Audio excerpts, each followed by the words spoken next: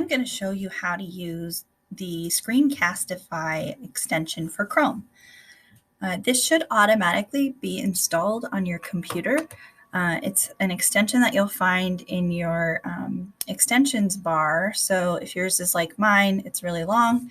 Otherwise, you might have a little puzzle piece over here on the right that when you click it, there'll be a drop-down menu for all of your extensions. You're looking for this one that's kind of like an arrow pointing to the right. It's pinkish colored. And when you click on it, the first time you use it, it might ask you to sign in, and you'll just sign in with your Google account.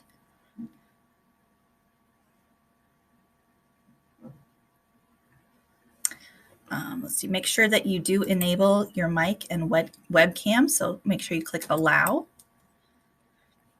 You can decide to turn on annotations, which just means you can circle things or draw on your computer screen while you're recording. And now it says I'm ready to go. So let's say I wanted to record myself showing how to do something in Google Docs. So on your extension, you would just go up to the top and click the arrow. And then it gives you some choices. Typically, you're going to record your whole desktop. If you wanted only to use your browser tab, that's fine, but it will sometimes, things will look weird, like little menus won't pop up. So if you're not sure, just stick with desktop. Microphone should probably just be whatever is automatically set up. So default is just like the microphone that's built into your Chromebook. If you want to use headphones or some other kind of microphone that you plug in, that should show up on that menu too.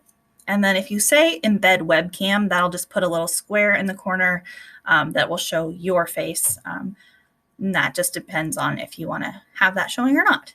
So then when you're all set, you click record, and it will ask you what thing you're going to share. So I'm going to share my entire screen and click share.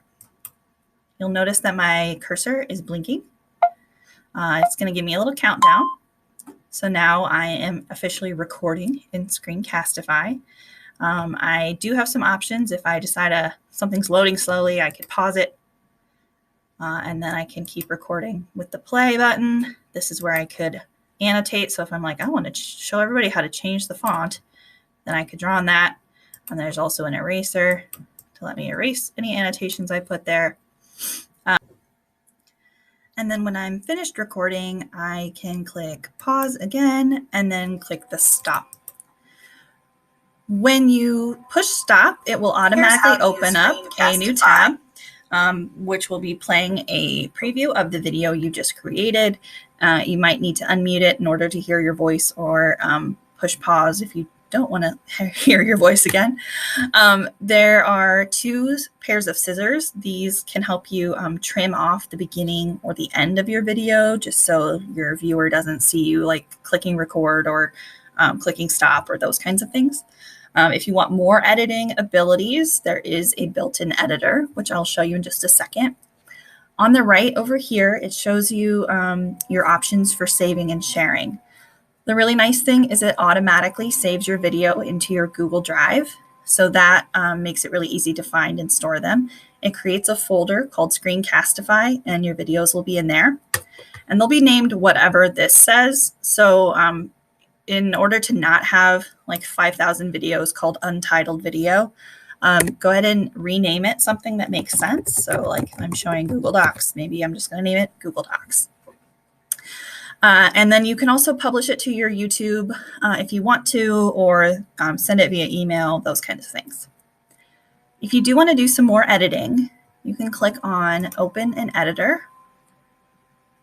And depending how long your video is, this will load pretty quickly. And then this might look familiar. It's like a lot of other video editing tools. Here's your clip. It has these little handles that you can click and drag on. So this is going to allow me to cut off the beginning of that video. Or if I drag the one on the right, it'll cut off the end of the video. I can crop this, meaning if I only wanted to show like this section of the screen, I could do that.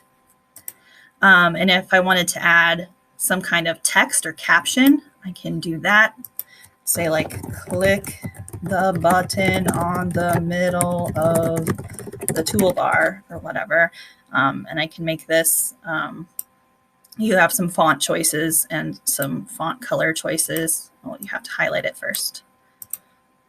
There we go. So you have a few options there. And then when you are finished with your video, you can, play through the whole thing. And then when you're for sure done, you're going to click on export. You could just export it right back to Google Drive. It'll stay in that same folder. Or and that's perfect if you're going to just like turn it in on Canvas or through Google with your teacher. But if you want to be able to share it in other places more easily, you could do MP4. And I'm not sure, but I think that will save to your device and not to Google Drive. So those are your options. I think it's pretty easy to use. So I hope that it works well for you and that you have a lot of cool screencasting experiences here with the Screencastify.